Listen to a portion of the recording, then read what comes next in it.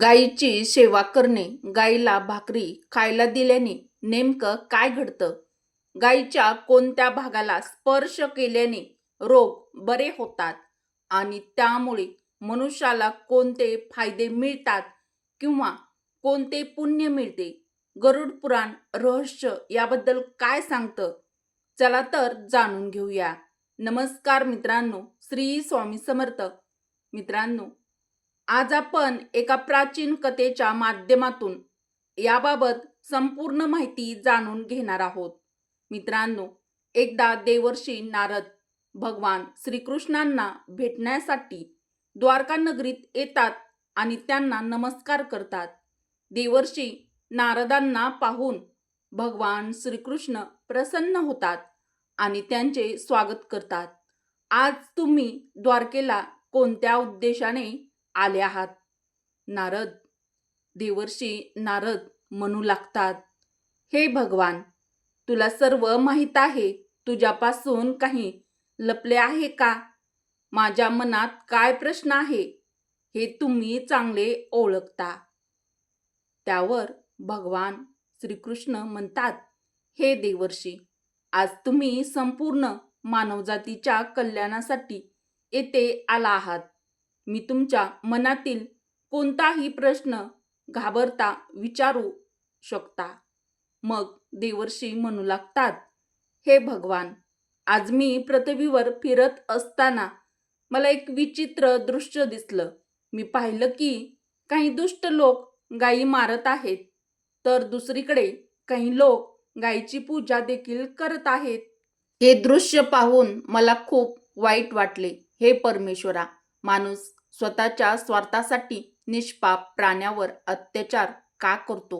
गायीची सेवा करणाऱ्या व्यक्तीबद्दल जाणून घेण्याची मला खूप उत्सुकता आहे.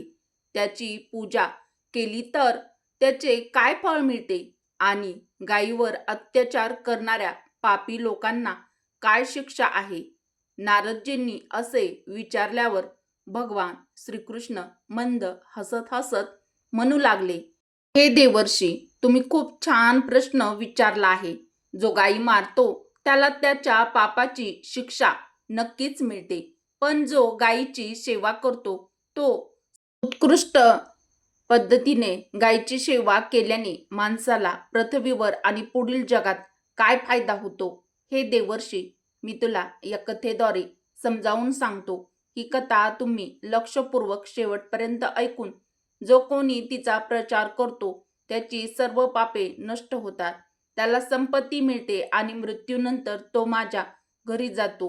देवर्षी म्हणू लागतात, प्रभू, हे माझे सौभाग्य आहे. मी ही कथा लक्षपूर्वक ऐकून मानवामध्ये तिचा प्रचार करेल. मित्रांनो, व्हिडिओमध्ये पुढे जाण्याआधी व्हिडिओला एक लाईक अवश्य करा व कमेंट बॉक्समध्ये जय श्रीकृष्ण नक्की लिहा. आपल्या मराठी मंगल चॅनलला सबस्क्राईब देखील जरूर करा. बेल आयकॉन प्रेस करा, म्हणजे जेव्हा कधी मी नवीन व्हिडिओ अपलोड करेल तेव्हा त्याचं सर्वात आधी नोटिफिकेशन तुम्हाला मिळेल व तुम्ही एकही व्हिडिओ आपल्या चॅनलवरचा पाहायचा विसरणार नाहीत, म्हणजेच मिस करणार नाहीत. तर मित्रांनो, भगवान श्रीकृष्ण म्हणतात, हे देवर्षी, प्राचीन काळातील कथा आहे. पृथ्वीवर मनूच्या वंशात माधव नावाचा राजा होता. महाराज माधव हे धर्माचे पालन करणारे सद्गुरू, सदाचारी आणि अत्यंत शूर होते. त्यांनी आपल्या लोकांना नेहमी आनंदी ठेवले. त्यांचे लोक त्यांच्यावर नेहमी समाधानी होते. आम्रपाली देशाची राजकुमारी महाराज माधव यांची पत्नी होती.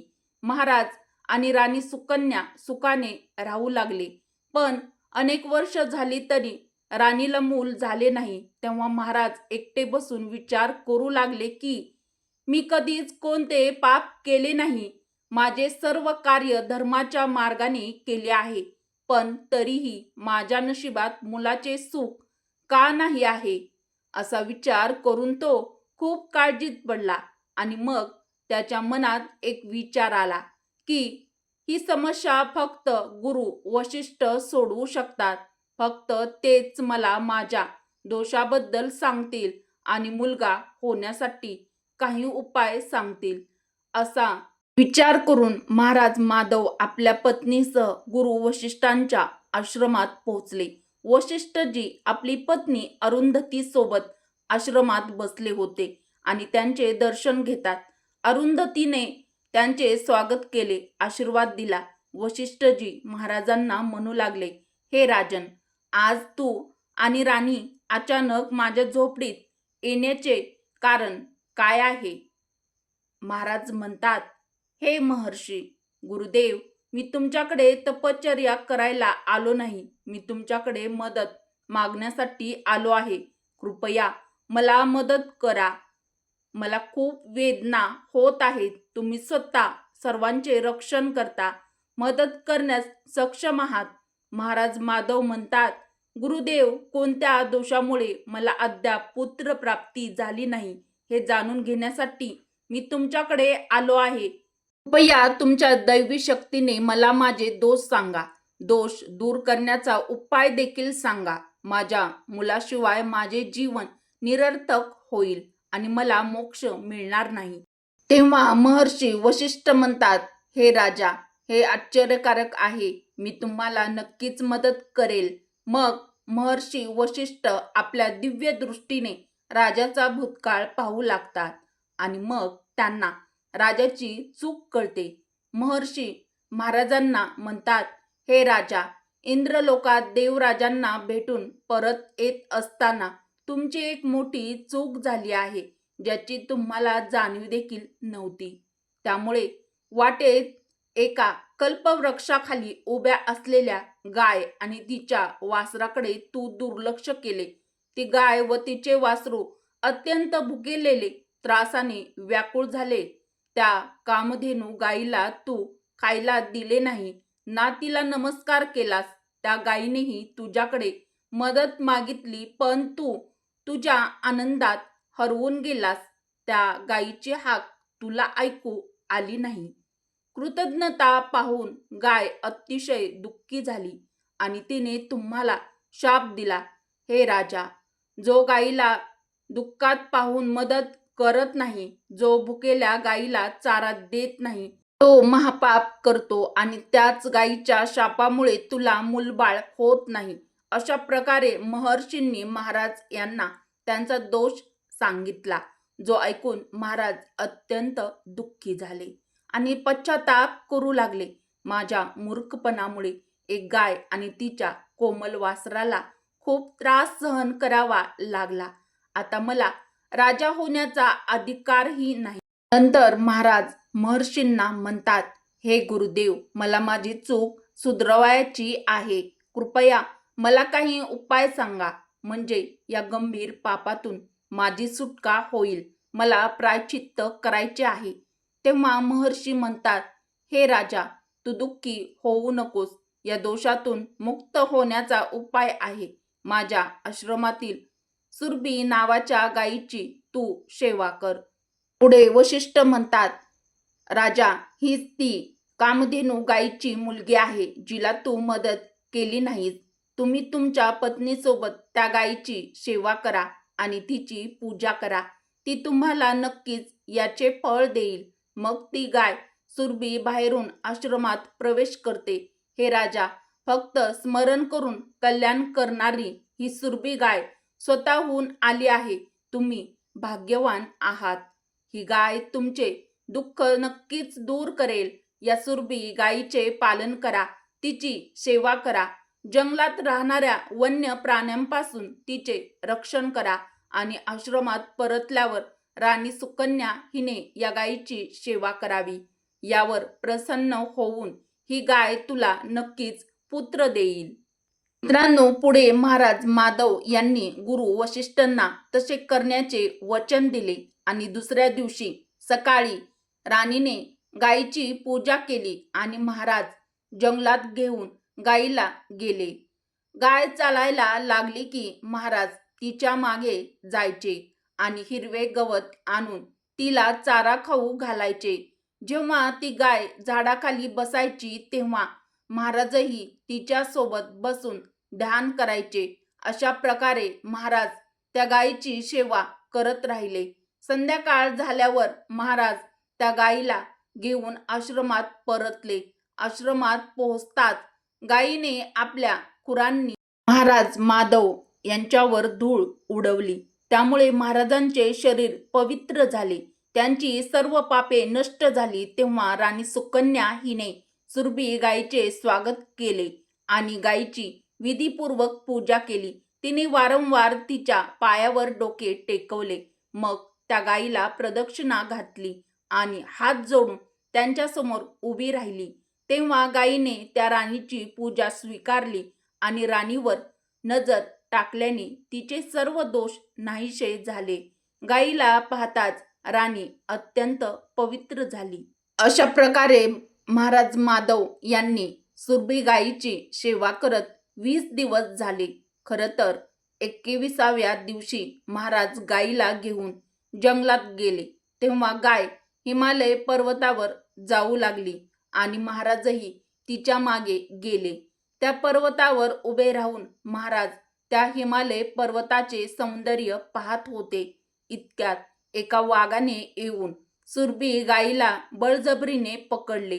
त्या वाघाच्या तावडीत अडकलेली सुरभी गाय मोठ्याने ओरडली, महाराज, माझे रक्षण करा. गायीच्या डोळ्यातून अश्रू धारा वाहत होत्या. ते पाहून राजा दुःखी झाला.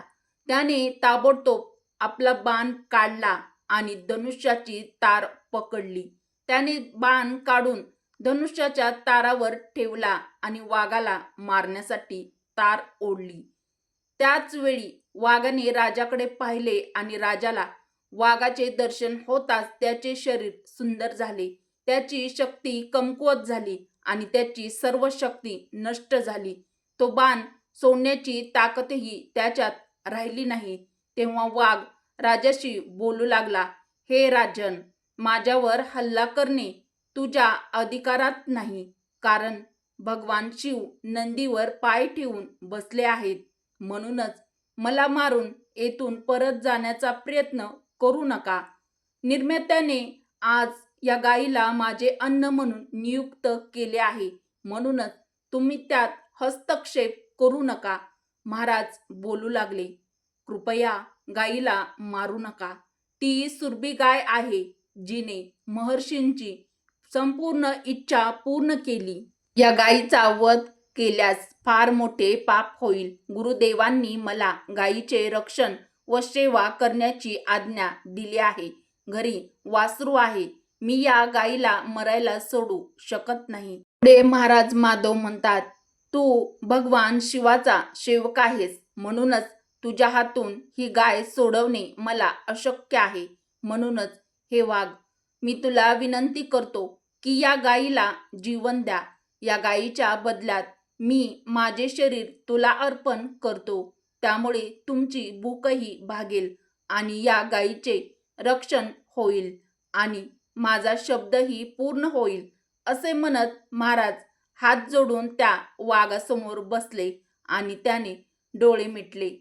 मग अचानक राजाला शब्द ऐकू आले, बेटा, तुझ्या सेवेने मला खूप आनंद झाला आहे. हे ऐकून राजा उभा राहिला आणि त्याने आपल्यासमोर काय पाहिले? वाघ कुठेच दिसला नाही. तेव्हा सुरभी गाय राजाला म्हणू लागली, राजा, मी माझ्या भ्रमाने स्वतःला वाघात रूपांतरित केले आहे. ते परिधान करून मी तुझी परीक्षा घेतली आहे. तू तुझ्या प्राणांची आहुती देण्यास तयार होतात, म्हणूनच मी तुझ्यावर खूप आनंदी आहे. आता तू माझ्याकडे वरदान माग. तुझी जी काही इच्छा असेल ती सांग, मी ती नक्कीच पूर्ण करेल. महाराज म्हणतात, हे गाई माते, माझ्या मनात जी काही इच्छा आहे ती तू जाणली पाहिजेस. कृपा करून मला मुलगा होऊ द्या, ही माझी इच्छा आहे. तेव्हा सुरभी गाय म्हणाली, हे मुला, माझे दूध पानाच्या तोंडात घेऊन प्या.